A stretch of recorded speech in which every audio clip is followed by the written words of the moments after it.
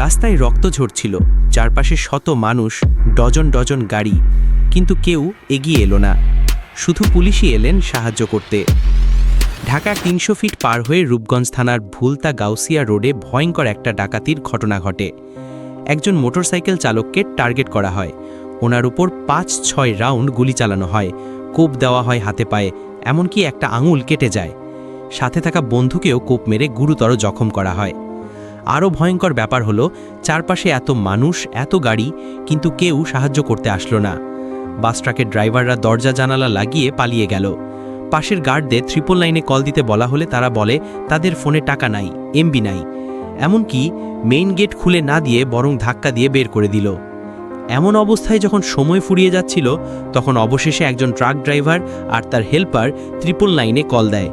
Police মাত্র 10 মিনিটের মধ্যে এসে আহতদের উদ্ধার করে ঢাকা মেডিকেলে পাঠায়। ভাবুন তো, যদি পুলিশ না আসতো তাহলে কি হতো? কেন আমরা অন্যের বিপদে পাশে দাঁড়াতে পারি না? কেন এত মানুষ থাকলেও সবাই শুধু চুপচাপ তাকিয়ে থাকে? মনে রাখবেন, আজকে আপনি যদি অন্যের বিপদে চোখ ফিরিয়ে নেন, কালকে যখন আপনিই বিপদে পড়বেন, তখনও হয়তো কেউ পাশে দাঁড়াবে না।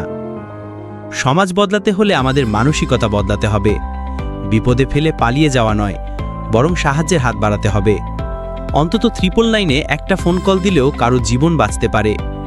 মনে রাখবেন, অন্যকে বাঁচানো মানেই মানবিকতা, আর মানবিকতাই আমাদের সবচেয়ে বড় শক্তি। এই ঘটনাটা থেকে আমরা শিখি, বিপদে অন্যের পাশে দাঁড়ানোই আসল দায়িত্ব। আপনি কি কখনো এমন পরিস্থিতির মুখোমুখি হয়েছেন? কি করতেন আপনি? কমেন্টে লিখুন, আর আপনার নিজের গল্প শেয়ার করুন সবার গল্প অ্যাপে, কারণ আপনার গল্পই হয়তো কারো চোখ খুলে দিবে, কাউকে বদলাতে সাহায্য করবে।